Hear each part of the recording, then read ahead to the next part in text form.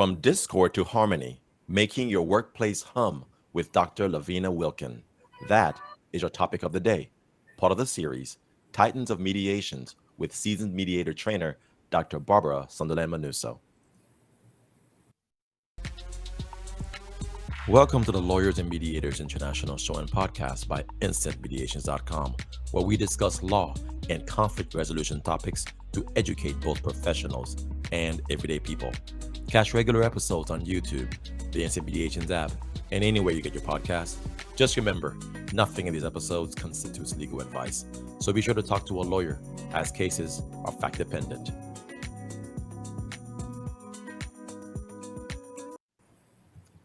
Hey everyone, this is Mac Pierre-Louis, attorney, mediator, and arbitrator, working throughout Florida and Texas. And Natalia Łowska-Czajka, advocate, mediator, and arbitrator from Warsaw, Poland. And I'm Dr. Barbara Sunderland-Manuso in Newport, Rhode Island, and Houston, Texas. And today we are just delighted to have as our guest on Manuso Musing, Dr. LaVena Wilkin. So welcome, Dr. Wilkin. Thank you. And I want to tell a little bit about her background and what has prompted her to write a few books. But one that we're going to talk about today that has a lot of resonance in the workforce, especially the office culture. Dr. LaVena Wilkin is the executive dean of the College of Business and Technology at Sullivan University. She's facilitated workshops on communication, conflict, emotional intelligence, forgiveness, peace from conflict, and one of her strong points as well is workplace bullying. And she also has set up a conflict management course at the university on collaborative institutional training initiative called CITY. And she has contributed chapters to many books, but one of her books that we're going to discuss today is From Discord to Harmony, Making the Workplace Hum. And this was written in 2020, but obviously is still extremely relevant today. So again, Dr. Wilkin, welcome, and give us a little background about why this was a subject matter that you felt compelled to write about and to investigate and to bring forth to the academic and the culture of offices and businesses. Well, thank you so much, Dr. Manuso, and thank you for inviting me here today to be part of this webinar. My interest in conflict management actually goes back to about the late 1990s when I purchased the construction company where I had worked for the previous 23 years. And my conflict style at the time was strictly avoidance. I just felt like if you pretended the conflict wasn't there, it would magically go away. When I purchased this construction company, I knew I had to find a better way. I was now responsible for millions of dollars in contracts. I was responsible for the livelihood of my employees, and avoidance was not going to be a workable strategy. So I started taking courses on conflict management and just had this epiphany that if I did things differently, I would get different outcomes. And I know that sounds very simplistic, but it truly was an epiphany for me. So fast forward a few years, I sold the company. I got into the academic field. I started teaching. And as part of that, I started working with a gentleman, Tony Belak, and we would go into organizations and consult with them and help them to manage their conflicts. And what we found, and we started talking about it at that time, we found that so many organizational leaders were really very, very good at what they did, but they didn't have any conflict management skills. And so oftentimes they would tell employees who were having conflicts just to go work it out. And that wasn't really a good strategy. We also found that a lot of times their style was either similar to mine, let's just avoid it and pretend it doesn't exist, or let's confront it and go in fighting, put your dukes up and just fight it out. Neither one of those strategies is a very good strategy for the workplace. Yeah, Natalia, you want to follow up or? Yes, please, Mac. All right, guys. So, Dr. Wilkin, thank you so much for coming today. First, I wanted to give a shout out to your website, just because it has a lot of information, and I want people to know how they can get in contact with you in case they wanted to follow up with you later. And so, this is peacefromconflict.com. And wanted to ask you the question about PEACE, peace, which is a big theme in your materials. So down here on your site, it talks about everyone has conflicts, but very few have the knowledge to know how to manage it. And so on this site, you introduce a set of new skills that you've identified. And then you say that this set of skills is represented by the acronym PEACE, which stands for perception clarification, empathetic listening, appreciative diversity, collaborative problem solving, and emotional intelligence. Could you go into this a little bit, kind of share your thoughts, how you came up with these concepts, and just how it can help people out there who do have avoidance issues like me, for example? I'd rather not deal with a problem, kind of let the conflict go and simmer until it blows up into something worse. But can you just give some thoughts on this? And before you start, if you're listening to this podcast, be sure to check out the YouTube version so you can actually see the screen share that we're doing right now. All right, please go ahead, Doctor. Well, this acronym came about through a pilot study that I did. As I said, I had this epiphany about managing conflicts and how it can actually be productive and make your life better and easier. And so a lot of times when people discover something, they want to go and share it with the world. And so my thought was, if I wanted to teach conflict management, if I wanted to teach it in academics, or if I wanted to go into organizations and help those leaders with their inevitable conflicts, what would be some of the most important things that they needed to know? And so I did this pilot study. I worked with a group of people. And these are the 5 basic skills, the 5 basic precepts that I came up with. And they are presented, because PEACE is just a nice little acronym, they're presented as though they're separate, but they're really not. They overlap, they run into each other. But I think one of the most important things is perception clarification. I have my own perceptions based on my experiences, based on my knowledge, based on my background, but other people have their perceptions too. And it doesn't mean that just because I perceive something to be one way and you perceive it to be a different way, that I'm right and you're wrong.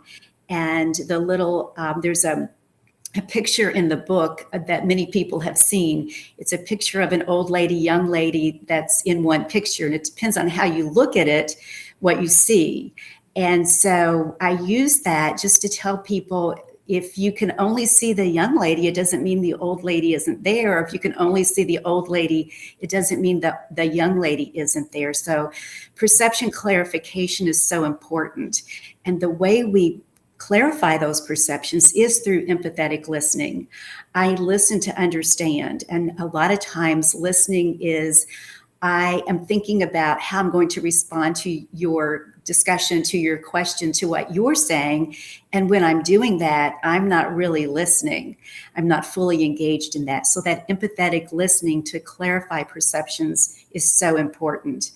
And the A is appreciating diversity. And that goes beyond diversity of what we consider, the precepts of diversity of race, age, gender. But it is the diversity of educational backgrounds, the diversity of experiences, the diversity of knowledge, and what we all bring to the table. We have so much to share. And if we can appreciate that and appreciate what each other brings, then we've just enriched our whole life, which leads to that collaborative problem solving. And in the book From Discord to Harmony, I talk about collaborative problem solving sort of like a band. And so you have this whole band of individuals who are playing their instruments and they're singing in harmony. And the outcome is a beautiful melody, a beautiful song. And if you didn't have them working together, what you would hear would probably not be kind to the ears. And so that leads to that collaborative problem solving and working together. And then the final E is emotional intelligence. We tend to think that, especially in the workplace, that there's no place for emotions in the workplace. But the truth of the matter is, as humans, we're emotional beings. We bring emotions in. We can't just hang them up when we hang up our coat and pick them back up on the way out. So since we are emotional beings, wouldn't it be better to identify those emotions, both our own and other people's, and not let other people push our hot buttons? So to be very self-aware of what our hot buttons are and to work with those. And to also look at the emotions in others and use those emotions as information to make good decisions. So that's how the PEACE acronym and the PEACE model came about. And thank you so much for that, Dr. Wilkin. I also wanted to ask you, I'm following on the emotion issue. Conflict is actually, for many people, all about emotions. This is probably one of the many reasons, but one of the main reasons people avoid it, because they really want to avoid these heated emotions. They want to avoid losing control. They want to they don't want to lose their face, right, in front of the employees, for example. However, as we learn from what you are saying, as we learn being the peacemakers ourselves, conflict can result into something positive. It's just the power of transforming it. To people who are so much afraid of handling the conflict and apply the avoidance strategy most of times, what can you say would be the first step, apart from reading a book, of course? Well, I still am very high on avoidance. So when I did the Thomas Kilmann conflict mode instrument years ago, it was no surprise that avoidance was off the charts for me.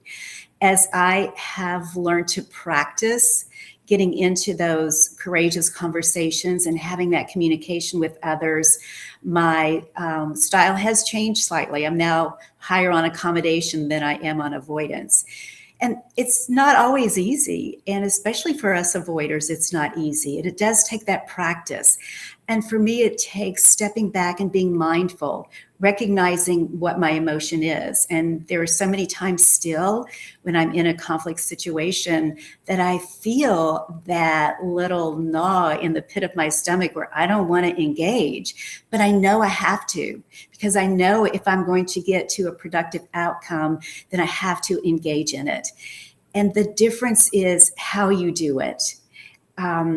We can go in and be just angry and upset and frustrated, or we can go in, and it does take some discipline, and we can go into that courageous conversation, asking the questions. Tell me more about why you feel this way. Help me to understand your perspective. Help me to understand your perception. And I know from my own experience that once I'm able to do that, then people are more willing to listen to my perspective and my perceptions as well. And so it's not always that courageous conversation is not always easy, but for me, it's that step of faith in the right direction. And how, as I said, how I enter that. And a lot of that is just going into it with sort of an era of kindness, just being kind and being gentle and working toward it. I know when I go into these conversations and I am frustrated or angry or upset, I'm probably not going to get the outcome that I'm looking for. So it's that kindness and that letting go of the frustration, but it's also still just being so aware and so mindful of how I'm approaching those situations. Dr. Wilkin, one of the concepts that you talk about quite a bit in your book is bullying and the workplace bullying. And we all know, anybody that's ever worked any place, I think, has had somebody that has picked on somebody else, thinking either they're being funny or not funny or just deliberate.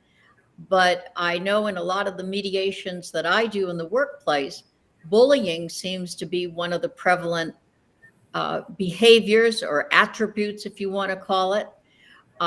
Could you talk about that a little bit? Because you do in your book, but I think it's something that we've seen it on the presidential level, bullying people in cultures and different groups. It's very sad when you think of bullying so broadly based. Could you address it a little bit for us? You've done so much research on it, and you are an expert in it. To talk about what bullying looks like, and maybe some ways of helping people cut it off at the stem, if possible, or how would you address it? Tell me more about that. Well, thank you for that question, because that is, workplace bullying is a topic that's near and dear to me, and it is the research that I did for my dissertation. And it's always surprising to me when I hear about it, and I don't know why it's surprising, because it exists. And to sort of pick up on one thing that you said, workplaces are a microcosm of society. And when we're looking into society and we see all of the bullying that goes on in the public, bullying that happens, it's no surprise really that it's going to flow into the workplace, because we bring those behaviors in. A lot of times bullies are people who are in a position of power, but that isn't always it isn't always the case that they have legitimate power. There has to be some power aspect, though, for bullying to exist. I have to feel like I have some control over you if I'm going to bully you. It takes the form of lots of different ways. It can be isolation. It can be being rude to somebody. It can be taking credit for someone's work that they did. It can be ridiculing people, shaming people publicly. So all of those things are part of workplace bullying. And in some of the research that I did, the bullies were highly valuable employees. And so what I found in that particular instance was there was also a little bit of envy and jealousy going on. The people who were bullied were people who were well known in their fields. They traveled the country doing consulting with people. They'd written books. They had just a wealth of knowledge and information. And the bully felt a little bit threatened by all of that. So I really went into my research thinking that what I was going to find was that people who were better able to cope with that experience were people who took care of themselves. Maybe they had family support. Maybe they had some psychological support. Maybe they meditated, whatever that looked like for them. But what I found was really surprising, I think, that the people who were better able to cope with the experience of being bullied were the people who had empathy for the bully, the people who forgave the bully, and the leaders of the organization who really didn't deal with it when they were told about it. The people who were bullied, who were better able to cope with it, told me that when they knew it happened to them, it didn't feel good. They knew it happened to other people. So instead of saying, why me? Why did this happen to me? They went to other people and said, I know this happened to you. I know it's hurtful. How can I help you? And to me, that was a little bit surprising, but it was taking it out of themselves and really being more aware and helping other people. So I also had a student who did her dissertation research on workplace bullying, and we both went into her research really naively thinking that the bullies probably didn't know the detrimental impact they were having on others. But what she found was they absolutely knew the impact, but they felt as though they had a right and they were justified in doing it. And the work wouldn't get done, or they wouldn't get the accolades that they were looking for if they didn't treat people this way. So that was a little bit surprising for both of us, I think. It was, yes. So there are lots of ways to deal with it, but I think as an organizational leader, if you have a report of someone who is a bully, it's in your best interest as a leader. It's in the best interest of the employees, and it's in the best interest of the organization to address it. And that can mean having that conversation. It can mean that mediation. Maybe the manager isn't the best person to deal with it. Maybe it is bringing in an outside mediator to work with the parties involved. Unfortunately, that doesn't always mean it will go away. Sometimes the bullies just go underground and bully more. I don't necessarily believe that a report of a bully should mean immediate dismissal. I think there should be an opportunity for them to correct their behavior. But given that opportunity, if they don't do it, then definitely I think there needs to be some separation of employment, because it is, as I said, detrimental to everybody involved. That's fascinating, actually, because I just heard you say that you don't think that immediate dismissal might be the best solution, because I was thinking, well, wouldn't like a zero tolerance approach help prevent the bullying from occurring in the first place, so that people are aware, look, if this happens, you're out? A lot of organizations do have that zero tolerance policy, and the bullying still happens. They're more underground about it. And so, yes, and so they just do it in a way that can really be even more harmful. And so, and I think too, and the reason I said that I don't think immediate dismissal in all cases is that some people truly can reform and be better and overcome it. And if they choose not to, then I think that dismissal is definitely part of the process. Well, Dr. Wilkin, your insight and your work is marvelous and so needed in the workplace. I admire it. And I glean from your book that the bullies were, when you're a child, the bully would pick on the weakest link. When people are in the workplace, they go after the strong person. And I just heard you say that. And that's what I had gleaned after reading Discord to Harmony. And I thought that was fascinating. It's not the weak person. The bully goes after the one who is accomplished or is probably more threatening to them in some ways. A marvelous book, Discord to Harmony.